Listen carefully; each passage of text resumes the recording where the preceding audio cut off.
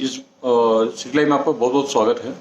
इस बार जो भाजपा को प्रचुर बहुमत मिला है, इसका जनादेश क्या संदेश दे रहा है, किस तरह के मायने निकल के सामने आ रहे हैं?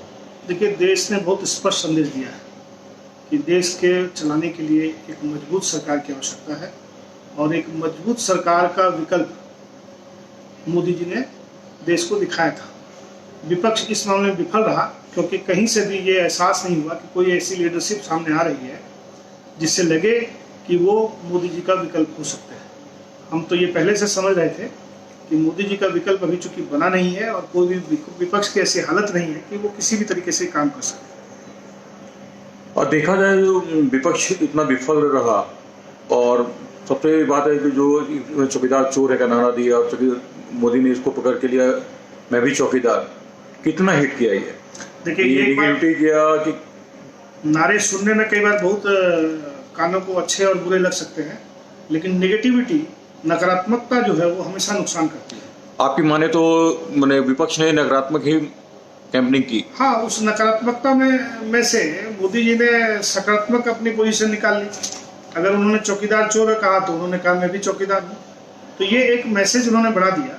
और साथ ही साथ एक और बड़ी बात रही कि राजनीतिक दलों को ये सोचना पड़ेगा कि इस चुनाव में जितनी गिरावट आई भाषा में, तलखी में, व्यवहार में, आपस में एक दूसरे के साथ संपर्क में, वैसी गिरावट अभी तक हम लोग को देखने को नहीं मिली थी।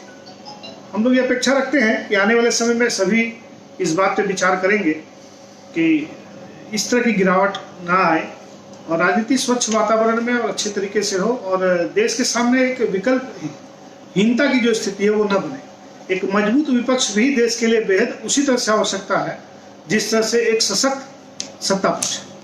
कांग्रेस का क्या है, मटिया पलीत एक तरह से कहा जाए हो गया। पिछले बार भी करीब 50 से कम 40 सीटों के आसपास में थी, इस बार 50 सीटों के आसपास में आ गई। तो राहुल गांधी का भविष्य क्या दिखता है इसको? देखिए, राजनीति में कोई कभी खत्म नहीं होता है। राजनीति में अगर ये कहा जाए कि इसको इतनी सीटें आ गई या ये हार गए तो इसलिए इनका भविष्य खत्म हो गया, ऐसा नहीं है। राजनीति संभावनाओं का क्षेत्र है। विपक्ष को चाहिए और विशेषकर कांग्रेस पार्टी को चाहिए कि पूरे देश में अपने संगठनात्मक ढांचे को मजबूत करे और फिर से खड़ी हो। एक सत्ता पक्ष अगर मजबूत है तो सत्ता पक्ष भी ये चाहता है कि विपक्ष भी मजबूती से आगे आए, ताकि कहीं अगर कांग्रेस के 100 MP होते और बीजेपी के 350 MP अगर हैं, तो अगर 100 MP के साथ बातचीत करनी है, उनके विषयों को देखना है, तो एक पार्टी से बात कर सकते हैं। आज की स्थिति में 40 दल के पास अगर 150 या 200 MP है तो 40 दलों के साथ उनको डील करनी पड़ेगी। तो सत्ता पक्ष भी ये हमेशा चाहेगा, जहां तक मैं समझता हूं, मुझे जितनी समझ है कि सत्ता पक्ष भी ये चाहता है कि एक मजबूत विपक्ष रहे और राष्ट्रीय स्तर पर एक मजबूत विपक्ष की भूमिका निभाए। बंगाल, जहां देखा जाए कि पिछले साल पिछली बार 2 सीटों पे काबिज थी, इस बार 18 सीट मिली। देखिए, कहीं न कहीं बंगाल की स्थिति ऐसी हुई है जो हम लोगों ने भी देखा है। बंगाल में ये एक दौर याद आ गया, एक 80 के दशक का दौर था जब इसी तरह के हालात पैदा हो गए थे। उस समय भी ऐसी ही स्थितियां बन गई थी।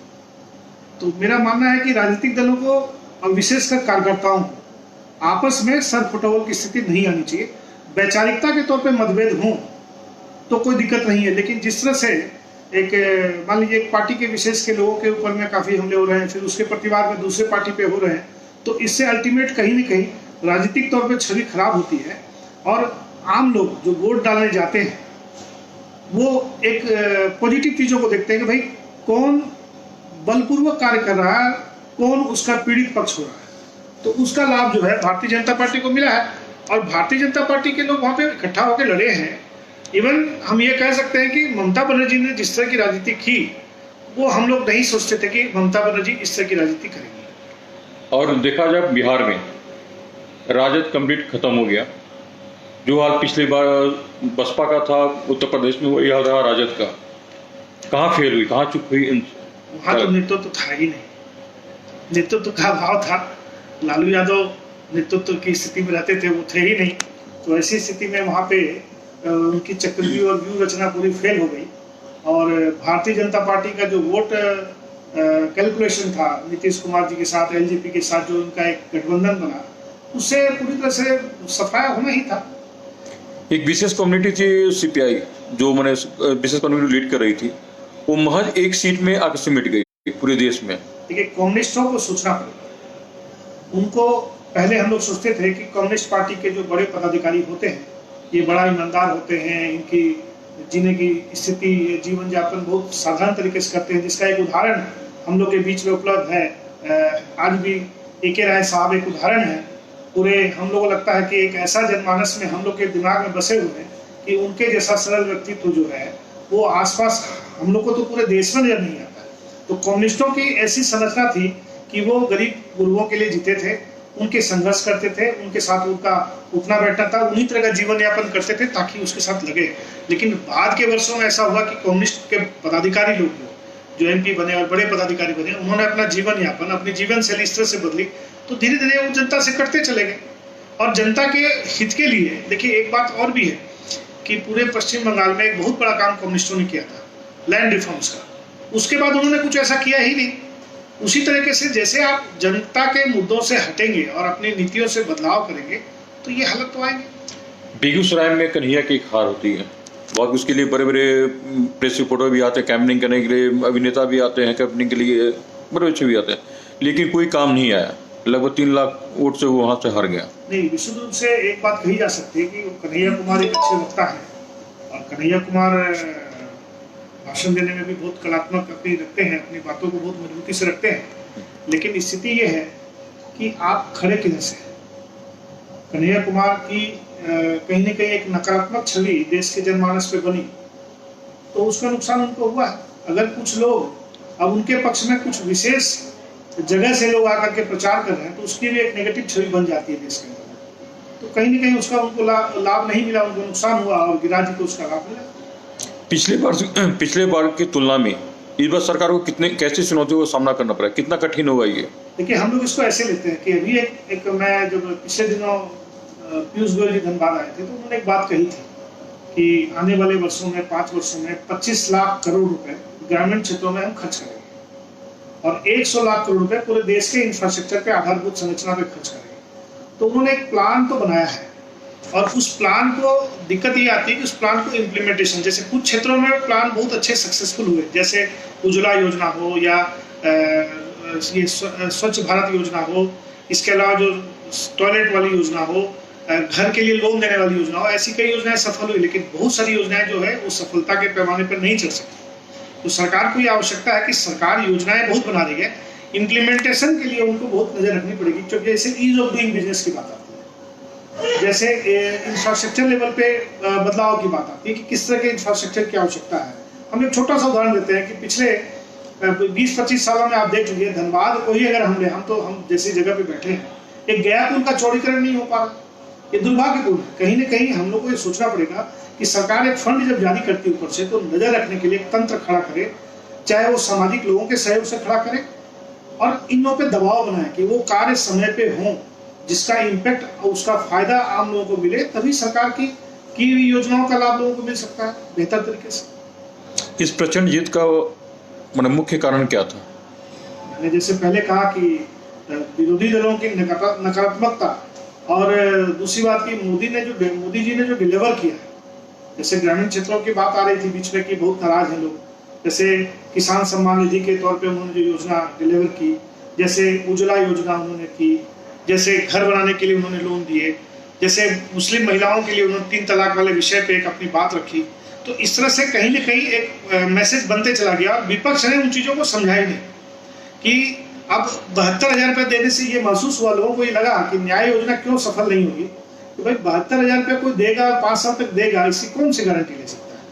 क्योंकि वो भाषा ऐसी हो जाती है जैसे वो न्याय योजना फेल इसीलिए हो गई कि लोगों को मन में विश्वास ही पैदा नहीं हुआ। और मोदी ने चूंकि डिलीवर कर चुके थे, उसका लाभ उनको मिला। इस जीत से जीत से मोदी के साथ साथ भारत में भी बहुत बड़ा इतिहास बना। इसमें नोटबंदी के बाद पहली बार कोई सरकार है जो दोबारा सत्ता में आई है। न सिर्फ नोटबंदी बल्कि जीएसटी के बाद भी विश्व में कहीं दूसरी सरकार आई नहीं है अभी तक। तो जीएसटी के बाद भी कोई सरकार अगर जीत के आई है तो इसका एक बड़ा रीजन भी है। जैसे जीएसटी जब शुरू में जिस स्वरूप में लागू हुआ था या नोटबंदी जिस स्वरूप में लागू हुआ था, और मोदी ने भी कहीं न कहीं माना है कि नोटबंदी को फेल करने में बहुत बड़े लोगों का योगदान रहा है। लेकिन साथ ही साथ ये भी दिखा है कि जिस जीएसटी की जब लागू होने की बात आई, जब उसमें जो कमियां थी, उन कमियों को दूर करने के जिस तेजी से काम किए गए, उससे ये विश्वास हुआ कि नहीं, सरकार की नीयत साफ है। एक्चुअली इस पूरे प्रकरण में ये महसूस इन्होंने करवा दिया, मोदी साहब ने और पूरी भाजपा की टीम में, कि एक नीयत कहीं से खराब नहीं है, गलतियां हो सकती हैं। कल उन्होंने अपने भाषण में भी बात को एक्सेप्ट किया है और हम लोग इस बात को समझते हैं कि लोगों के मन में एहसास हुआ कि मोदी जी गलती कर सकते हैं, लेकिन मोदी जी की नीयत कहीं से खराब नहीं। मतलब नीयत की जीत हुई। आप कह सकते हैं कि उनकी नीयत कहीं से बदनीयत नहीं है। और जो विपक्षियों ने है, उन्होंने केवल ये एम लेके रखा कि किसी भी तरीके से मोदी जी को चोर साबित करना है, या मोदी जी को एक तरह से आप कह सकते हैं कि उनको उनके ऊपर आरोप से सेटल करने हैं। वो आरोप तो सेटल नहीं कर पाए, उसके चलते उनकी अपने पार्टी का नुकसान हुआ। एक सोच देखा जाए कि इस बार लोगों के मन में था, कोई भी नेता भाप नहीं पाया कि जनता के मन में क्या चल रहा है। दूसरा इसमें था कि रीजन के माने लोग स्थानीय समस्याओं को ना देखते हुए राष्ट्र की समस्या को ज्यादा फोकस्ड किया। क्या लगता है आपको? दो विषय तो बड़े महत्वपूर्ण हैं। देश के दो छोरों पे जब भी ऐसी कोई विवाद की स्थिति आई, तो मोदी जी ने, चाहे वो पूर्वी क्षेत्र पे रहा हो, चाहे वो पश्चिमी क्षेत्र पे रहा हो, पूर्व उत्तर की ओर, चाहे वो पश्चिम क्षेत्र की रहा हो, दोनों स्थितियों में मोदी जी ने बड़े कड़ाई से उसका जवाब दिया, प्रतिवाद दिया। तो इससे देश के जनमानस पे एक मैसेज गया, हम लोग सबके मन में एक मैसेज गया कि किसी भी विषय पे मजबूती से कोई बात अगर रख सकते हैं तो मोदी जी ने रखा है। चाहे वो सुरक्षा के मोर्चे पे रहा हो, चाहे विश्व के राजनीतिक पटल पे रहा हो, उन्होंने अपनी बातों को मजबूती से रखा, उसका इम्पैक्ट मिला है। कमियां रही, ऐसा नहीं कमियां नहीं रही हैं, कमियां बहुत रही हैं। हम लोग जितनी अपेक्षा किए थे उतना काम नहीं हुआ है, लेकिन उसके बाद भी हम कह सकते हैं कि एक मजबूत सरकार आने वाले समय में इन कमियों को दूर कर देगी। जैसे मैं आपको बताऊं कि मुझे याद है कि 2009-10 में शायद राहुल गांधी धनबाद आए थे। उन्होंने IIT ISM में उतर के उन्होंने कहा था कि मैं इसको ISM घोषित करवा दूंगा, IIT करवा दूंगा, ISM को IIT में कन्वर्ट करवा दूंगा। उसका एक बड़ा लाभ ये था कि IIT होने से बच्चों की जो स्टूडेंट की फीस है उसमें सरकार की सब्सिडी अच्छी मिल जाती थी। तो सबकी डिमांड थी, उचित डिमांड भी थी, लेकिन उन्होंने अपने उस 4 साल 5 साल के टेन्योर में जो 14 तक उनका था, उन्होंने कोई कदम नहीं उठाया। तो कहीं ना कहीं ISM के 10,000 बच्चे जो पढ़ते हैं यहाँ पे, उनके मन में एक संदेश गया कि राहुल गांधी डिलीवर नहीं करते। वो केवल सुने, लेकिन जब मोदी जी धनबाद आए थे, उन्होंने कहा कि मैं IIT को ISM बना दूंगा, ISM को IIT बना दूंगा, और उन्होंने उस 5 सालों में ISM को IIT बना दिया। तो एक मैसेज गया बड़ा, और उस मैसेज का ये इम्पैक्ट होता है कि ISM में चूंकि पूरे देश के लोग पढ़ते आते हैं, पूरे देश के बच्चे आते हैं, उन्होंने इस बात को महसूस किया। बहरहाल बात करें, ये तो हुई देश की बात। धनबाद को के लिए क्या पशुपतिनाथ सिंह के लिए तीसरी बार सांसद बने, ये मूल फैक्टर इसको माना जाए, कितनी चुनौतियां रहेगी इनके लिए? देखिए, पशुपति भाई को तो हम लोग जानते हैं जब पहली बार विधायक बने थे तब से, और हम लोगों ने ये देखा है कि इनका सरल विचार व्यवहार जो रहता है, ये इनकी USP है। लेकिन अभी की स्थिति ऐसी हो गई कि धनबाद के लोगों की कुछ डिमांड्स है, जैसे धनबाद में एयरपोर्ट होना चाहिए। कई बार लोगों का मतभिन्नता होती है इसमें, लेकिन धनबाद में क्यों होना चाहिए, एक बड़ा विषय है। वो विषय ये है कि धनबाद एक कॉस्मोपॉलिटन टाउनशिप है, और धनबाद में एक नया परेशानी ये आ गई है कि झरिया कोयलांचल जैसे क्षेत्र का एक तरह से नए क्षेत्रों में बसावट होनी है। तो बड़ा इंफ्रास्ट्रक्चर का यहाँ पे काम होना है। तो एज ए MP माननीय PN सिंह जी की जिम्मेवारी बनती है कि वो इसको बेहतर तरीके से कराए। और चूंकि यहाँ पे IIT है, आज के दिन फर्टिलाइजर की इतनी बड़ी यूनिट आ रही है, उसके बगल में सुनते हैं कि स्टील प्लांट भी आने वाला है, MPL है, BCCL का हेडक्वार्टर है, यहाँ से बड़ी संख्या में लोग इलाज कराने के लिए बाहर के क्षेत्रों में जाते हैं। तो वैसी स्थिति में एक बात समझने लायक है कि धनबाद को एयरपोर्ट क्यों चाहिए। धनबाद को एयरपोर्ट इसीलिए चाहिए यहाँ से इलाज कराने भी लोग जा सकें, यहाँ से बेहतर तरीके से काम भी कर सकें, और एक जमीनी स्तर पर एक बेहतर काम हो जिसका एक इम्पैक्ट हम लोग के लोगों को यहाँ पे मिले।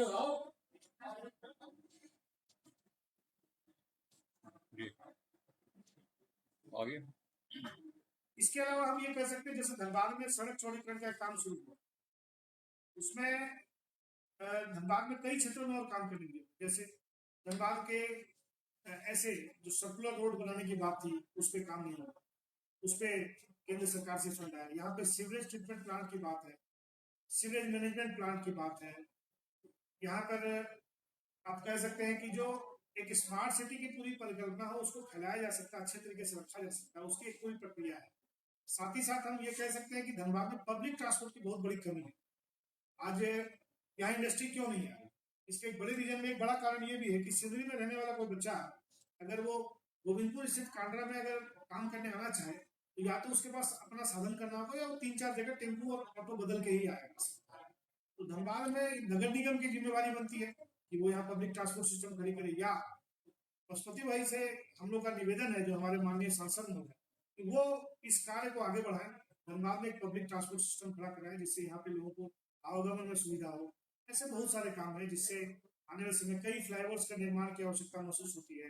कई ऐसे क्षेत्र हैं धनबाद नगर निगम के क्षेत्र में अगर देखा जाए तो झरिया में किसी भी तरह का विकास नहीं हो रहा है, लोयाबाद करकेन कतरास में किसी भी तरह का विकास नहीं हो रहा है, इवन जो और अन्य क्षेत्र है वहाँ किसी तरह का विकास नहीं हो रहा है। बड़े अनमने ढंग से विकास के कार्य हो रहे हैं। रेलवे की जगह में सड़कें बना दी जाती है, बीसीसीएल के क्षेत्र में सड़कें बना दी जाती है और नगर निगम के अपने क्षेत्र में सड़कों का अभाव है। इसे क्या कहते हैं, करप्शन है? एक तरह से देखा जाए तो करप्शन है जो रेलवे क्षेत्र में अगर नगर निगम जाके सड़क बना रही है। अब देखिए ये तो एक जांच का विषय जो आप लोग बेहतर तरीके से समझ सकते हैं कि आखिर इसके पीछे के रीजंस क्या है, लेकिन हम लोग कहना है कि धनबाद के विकास में धनबाद के लोगों की भागीदारी कैसे बेहतर तरीके से हो और कैसे धनबाद के लोग उसका हिस्सा बन सके। जैसे अगर एक मान लीजिए एक वार्ड पार्षद, एक वार्ड पार्षद को चाहिए कि अपने क्षेत्र में वार्ड सभा की बैठक बुलाए। मुझे तो नहीं ध्यान में आता कि धनबाद में किसी भी क्षेत्र में कभी वार्ड सभा की कोई बैठक हुई हो जहाँ के कुछ निर्णयों को बोर्ड में लाया गया। अगर मान लीजिए एक वार्ड नंबर 20 नंबर है और 20 नंबर वार्ड के लोगों की बैठक होती है तो एक पूरी रूपरेखा बनती है कि भाई उस पूरे वार्ड में कहाँ कहाँ काम की आवश्यकता है, पार्क बनना चाहिए, यहाँ पे पानी की व्यवस्था नहीं है, यहाँ पे पार्क नहीं, ये सड़कें ठीक नहीं है, यहाँ पे नाली की व्यवस्था ठीक नहीं है, पानी टंकी की आवश्यकता है। इन सारी व्यवस्थाओं को लेकर कभी किसी वार्ड पार्षद ने भी कोई प्रयास नहीं किया है और जनमानस के बीच में इस बात का प्रचार नहीं है कि ऐसी वार्ड सभा की बैठक होनी चाहिए। मतलब कहा जाए पूरी तरह से अपनी कार्यशैली को सुधारनी होगी, ध्यान देना होगा। देखिए धनबाद में तो प्रतिभाओं का अभाव नहीं है, धनबाद में सब लोग सब चीज जान रहे हैं लेकिन कदम कोई नहीं बढ़ता है। कदम बढ़ाने की जरूरत है, आम लोगों को थोड़ा जागने की जरूरत है। हम लोग देखते हैं विभिन्न क्षेत्रों में पानी के स्थिति ऐसी बुरी विकट स्थिति हो चुकी है। पिछले दिनों झरिया हो या बैंकपुर जैसे क्षेत्र जो कि शहर का हृदय स्थल है, वैसे भी क्षेत्रों में पानी का इतना घोर अभाव ये दर्शाता है कि कहीं न कहीं हम लोग के प्लानिंग और मैनेजमेंट में पूरी तरह जो लागू करने की जो प्रक्रिया है वो बहुत स्लो है और इससे नुकसान जो है, चूंकि धनबाद को एक ऐसा समय भी आया जब धनबाद में कुछ काम नहीं हुआ, लेकिन अब ऐसा समय जरूर है जब धनबाद में बेहतर काम हो सकता है। एक बेहतर टीम है वैसे देखा जाए यहाँ पे तो एक IAS अधिकारी है, उसके अलावा एक मेयर है जो खुद से इंजीनियर है। एक बेहतर परिकल्पना करके धनबाद का एक बृहद रूप, एक बड़ा रूप बनाया जा सकता है और आने वाले समय मुझे ये लगता है कि अगर धनबाद को एक बेहतर तरीके से स्वरूप दिया जाए तो धनबाद एक महानगर बन सकता है पूरे ईस्टर्न क्षेत्र में, पूर्वी क्षेत्र में। कलकत्ता के बाद एक ऐसा क्षेत्र है जिसमें महानगर बनने की पूर्ण क्षमता है, क्योंकि महानगर बनने के लिए जो क्राइटेरिया होना चाहिए कि सभी देश के विभिन्न भागों से लोग रहें वहाँ पे, एक बड़ा कारण है। यहाँ पे जमीन की उपलब्धता प्रॉपर तरीके से वो बड़ा कारण है। आसपास नदियाँ हो तो हमारे चारों तरफ दामोदर नदी का एक कवच है जिसका बेहतर तरीके से हम लोग उपयोग कर सकते हैं। ऐसी बहुत सारी चीजें हैं। कोल बेल्ट के नाम पे यहाँ पे इंडस्ट्री लगाने की बहुत बड़ी क्षमता है। खिदिरपुर पोर्ट से इसकी नजदीकी एक बड़ा आभास बनाती है कि यहाँ पे एक्सपोर्ट ओरिएंटेड यूनिट भी बन सकती है। इसके अलावा जैसे यहाँ पे कलकत्ता से नजदीकी भी इसको, कलकत्ता और दूसरे महानगरों के बीच की गैप जो है वो इसको महानगर बनने की ओर अग्रसर कर सकती है। ऐसे बहुत सारी चीजें हैं। मतलब एक बात ये कही जा सकती है कि धनबाद की एक प्रॉपर ब्रांडिंग और प्रॉपर मार्केटिंग की जरूरत है। अगर धनबाद की मार्केटिंग और ब्रांडिंग की जाए तो मुझे लगता है कि आने वाले समय धनबाद को पकड़ने वाला देश के अंदर कोई दूसरा शहर नहीं होगा, क्योंकि यहाँ पे बहुत सारी स्थितियां हम लोग के अनुकूल है और धनबाद का उससे लाभ होगा। अब एक विषय और रुकता है, धनबाद का विकास रुका हुआ, इसका बहुत बड़ा मैसेज है। जैसे यहाँ पे हाउसिंग इंडस्ट्रीज है, फ्लैट्स बन रहे हैं, उनकी रेट्स नहीं बढ़ रही है। ये एक परिचायक होता है कि उस क्षेत्र का विकास कहीं न कहीं ठहरा हुआ है। तो इस ठहराव को जो है गति देने की जरूरत है। अगर इसको गति मिल गई तो ये आने वाले समय में धनबाद एक बड़ा शहर, महानगर की ओर बनेगा। बहुत बहुत धन्यवाद आपका।